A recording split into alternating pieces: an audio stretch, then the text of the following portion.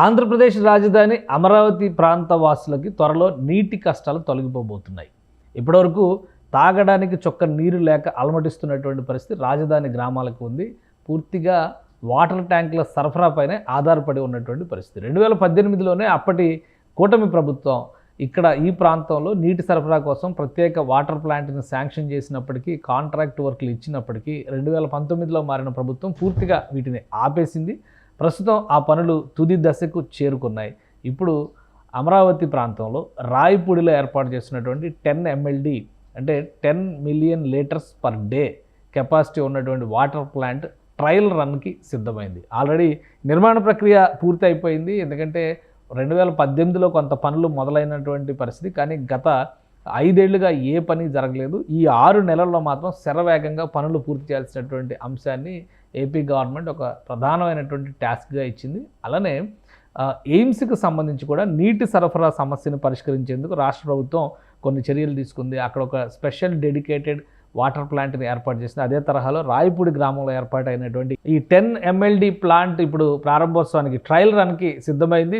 ఇక్కడ చూస్తే మనం ఒక పిక్చర్ కనిపిస్తుంది. ఇది 10 MLD ప్లాంట్ గతంలో అంటే 2019లో పనులు ప్రారంభమైనటువంటి సందర్భంలోనే దీనికి సంబంధించిన ఈ 3 అంతస్తులుగా ఉన్నటువంటి భవన నిర్మాణం జరిగింది. ఆ తర్వాత మిగతా పనులన్నీ కూడా పెండింగ్లో పడిపోయింది. కాంట్రాక్ట్కి సంబంధించి వెలగపూడి భోగేశ్వరరావు కంపెనీకి అప్పటి ప్రభుత్వం కాంట్రాక్ట్ ఇచ్చింది. అప్పటి నుంచి కాంట్రాక్ట్ బిల్లులు రాలేదు, నిర్మాణ పనులు కూడా ముందుకు సాగలేదు. ప్రస్తుతం కూటమి ప్రభుత్వం వచ్చిన వెంటనే దీన్ని టాప్ ప్రయారిటీలో పెట్టింది. ఎందుకంటే తాగునీటి సమస్య పరిష్కారం కోసం ఈ ప్లాంట్ని ఇమీడియట్గా డెవలప్ చేయాలని చెప్పని రాష్ట్ర ప్రభుత్వం డిసైడ్ చేసింది. ఈ క్రమంలోనే ఈ ప్లాంట్ని ఇక్కడ చూస్తే కనుక ఈ 2 ట్రీట్మెంట్ ప్లాంట్లకు సంబంధించినటువంటి దృశ్యాలు వీటి నిర్మాణాన్ని గత 6 నెలల్లో పూర్తి చేసింది. పైప్ లైన్ల ఎరెక్షన్కి సంబంధించి కూడా పైప్ లైన్లు ఏర్పాటు చేసేందుకు, ఎందుకంటే ఈ ప్లాంట్ నుంచే రాజధానిలో కీలకమైనటువంటి ఏపీ హైకోర్టు ఇప్పటివరకు నీటి సరఫరా లేనటువంటి ప్రాంతం, అక్కడ కూడా వాటర్ సప్లై పూర్తిగా ట్యాంకులపైనే ఆధారపడినటువంటి పరిస్థితి. నిర్మాణంలో ఉన్నటువంటి భవనాలు IAS ఆఫీసర్స్ దగ్గర నుంచి MLA MLC క్వార్టర్స్కి సంబంధించిన భవనాలు, అలానే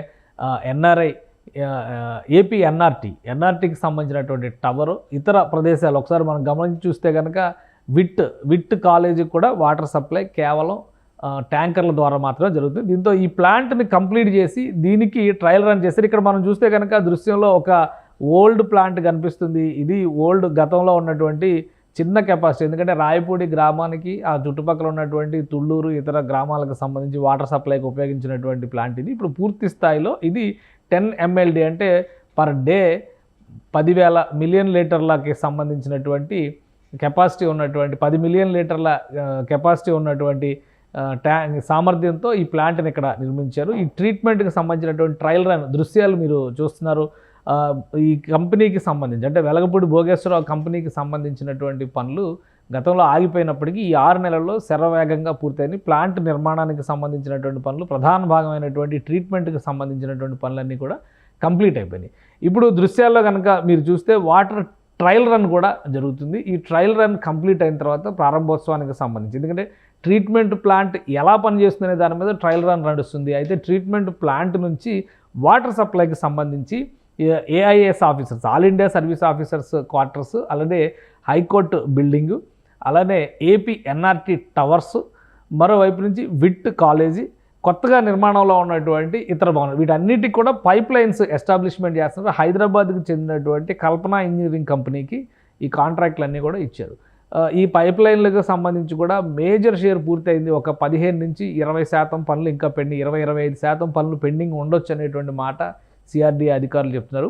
ఇవన్నీ కూడా ఈ నెలాఖరులోపు పూర్తి అవ్వడానికి అవకాశం ఉంది. ఈ పూర్తయిన తర్వాత పూర్తి స్థాయి అంటే పైప్ లైన్ల ద్వారా ట్రయల్ రన్ను, మరోవైపు ట్రీట్మెంట్ ప్లాంట్ ట్రయల్ రన్ను, ఇవి కంప్లీట్గా అయితే అయిన తర్వాత రాజధాని ప్రాంత వాసులకి నిరంతర నీటి సరఫరా, ముఖ్యంగా తాగునీటికి ఎలాంటి కొరత లేకుండా జాగ్రత్తలు తీసుకునేటువంటి ప్రయత్నం ఏపీ CRDA చేస్తుంది.